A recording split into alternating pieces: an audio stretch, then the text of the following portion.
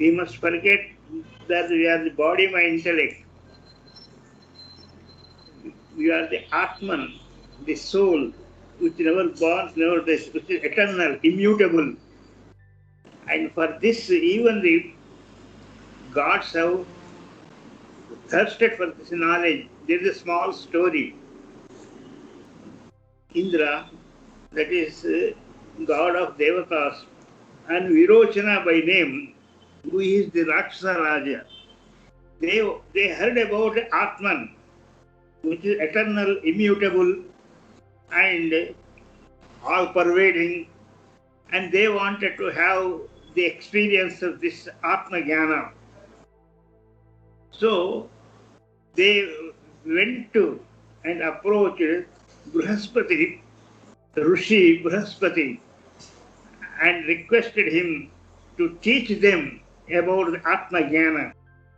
Then the Rishi said, all right, but you stay in the ashram for some time, for 30 years. Both of you will stay in the ashram for 30 years and serve in the ashram. After the end of that, we will look about this. So both Indra and Virochana, the king of Rakshasas, they stayed in the ashram. And there they served in the ashram for 30 years.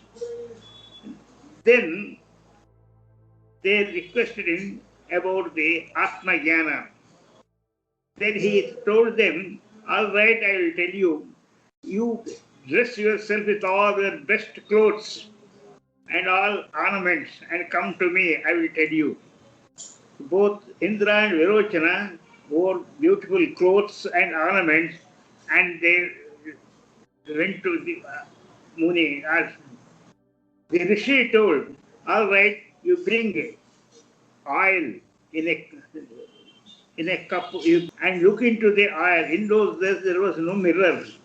So he asked them to bring oil, and you say, you look into the oil, what you see? They say, we see our own reflection there. Then she said, that is your Atma only. Then they were satisfied and left the ashram. Virochana, the king of Rakshasas, and Indra, the king of Devatas, they went on their own way. Virochana called his own associates. He was the king of Rakshasas and told that we are only our body, and this is the way is only Atman. When you wear all the good clothes, ornaments, it looks that reflects on Atman. That's why in Egypt the pyramids are there. In that pyramid you see the dead kings are buried along with all ornaments, along with their all good possessions. They are put into there because they belong to the Virochana, descendants of Virochana.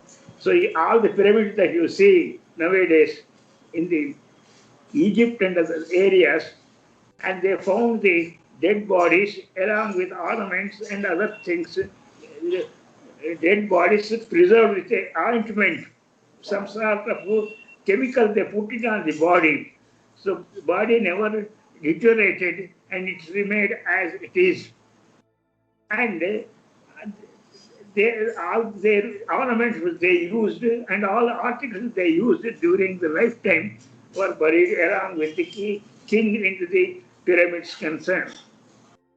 So that's what has happened with the Rakshasa king. That means they understood the body is only as Atman.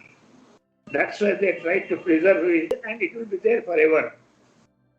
But Indra, he thought over this aspect of it, and he was not satisfied. He discussed within himself how this body could be Atman.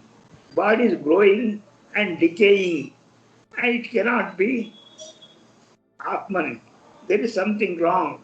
He returned back and told the Rishi that, sir, what you told the body is not the Atman. It cannot be the Atman because it is growing and deteriorating. He said, yes, that's a fact. Then you tell me what is Atman actual? Then he said, all right, you work, you stay in the ashram for 30 more years and work in the ashram. When Indra completed 30 years more, that is 60 years more in the ashram, then he said, your mind is Atman itself. Then Indra understood that Atma means all that intellect, all the mind, ego, all this conglomeration is the Atman itself. Then he went. But on the way, he again thought over it. How can it be ego or the mind or the intellect can be Atman? Because thoughts come and go away. Emotions come and go away. They come and go. How could this could be Atman? It cannot be Atman. Then he returned back. Sir, this is situation. Mind and intellect and ego, the complex of this cannot be the Atman because of the defects are there. He said, yes, that is fact. You stayed again, you say you stay here for more. Then I will teach you what is Atman. Like that, Indra for 120 years was in the ashram.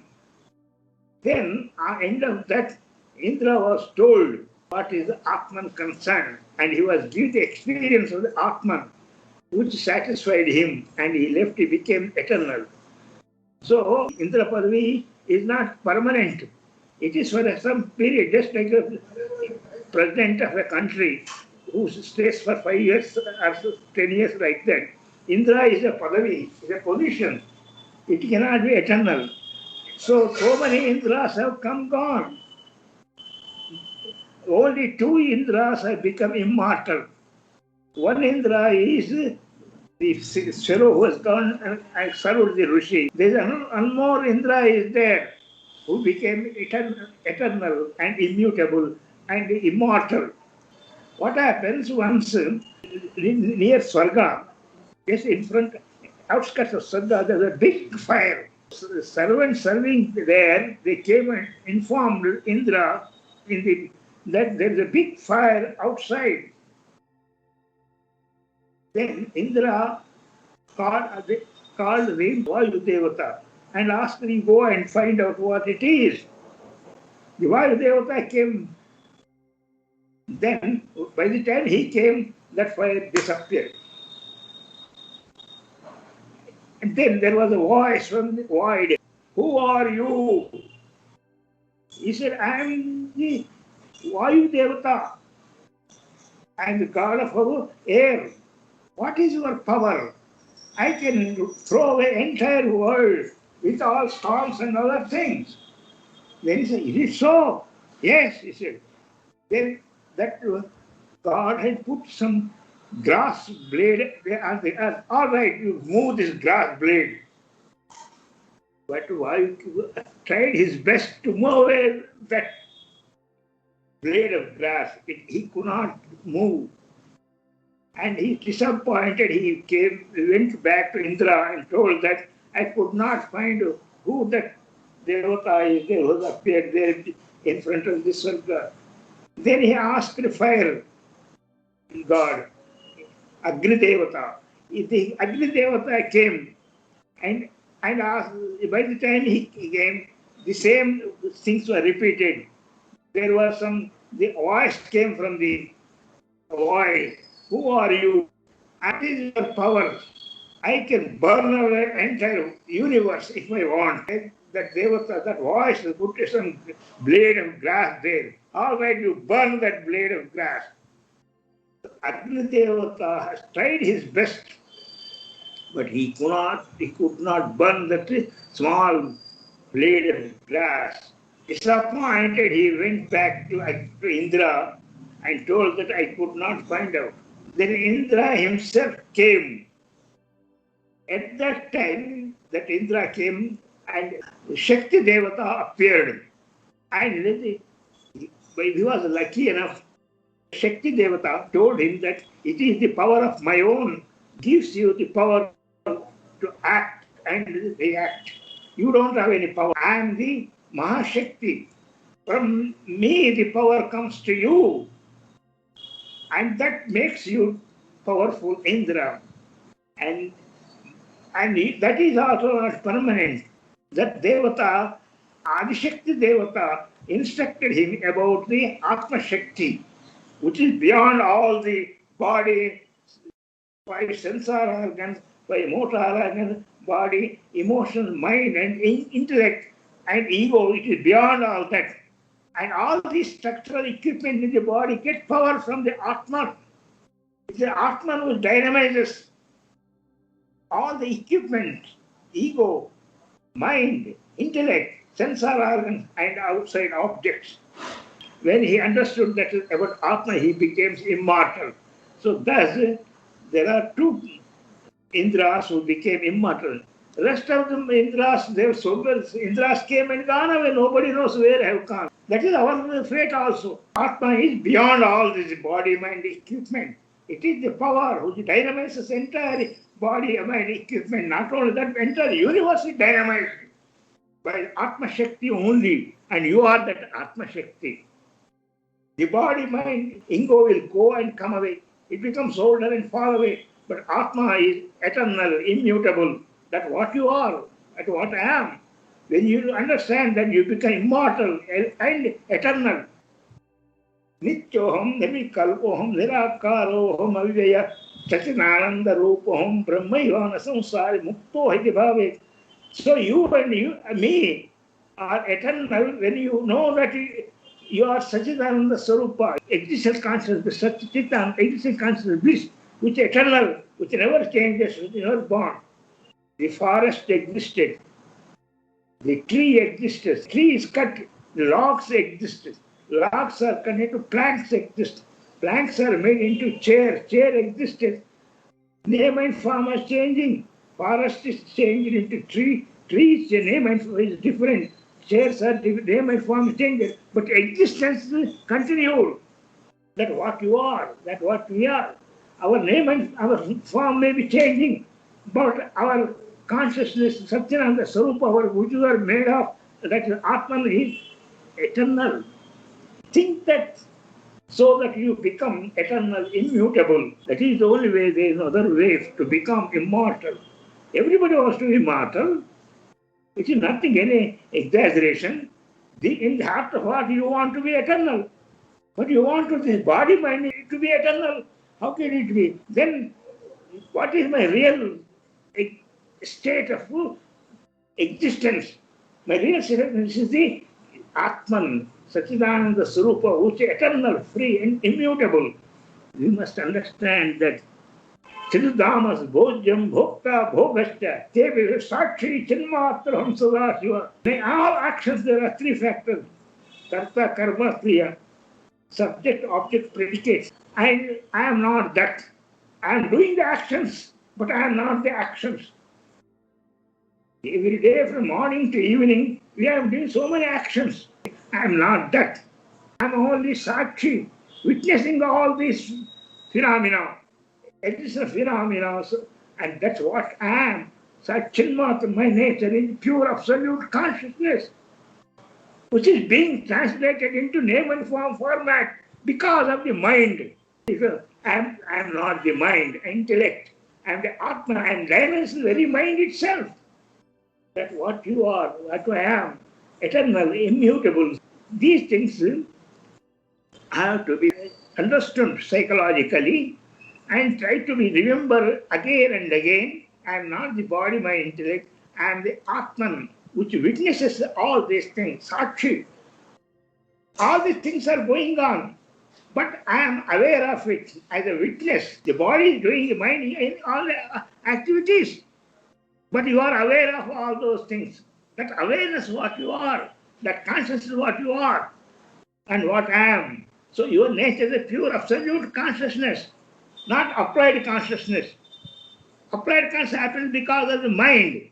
When mind is dormant, application is not there. As in the sleep or somebody drinks and falls away. So there is no name and form format there. Rishi says that you do activities, but always do it in a present format of the time-space causes continuum. Don't go into the future. Don't go into the past. Unfortunately, most of our time is spent in thinking of the past or thinking of the future. Thereby, we are mortal. We become mortal because of thought. If you remain sincere, honestly in the present, if you remember that psychological factor, you become immortal. That is the truth of it. Changes may be going on, but you are in that present, always at present, not neither past nor in the future. But unfortunately, we live in the past or think of the future. Naturally, we feel ourselves endangered and miseries and all this come up. So these are some of the things Rishis advise us to try to be in a present state and try to be sakshis, that is witness of all the activities that's going on, good or bad. Your mind, you are witnessing your mind.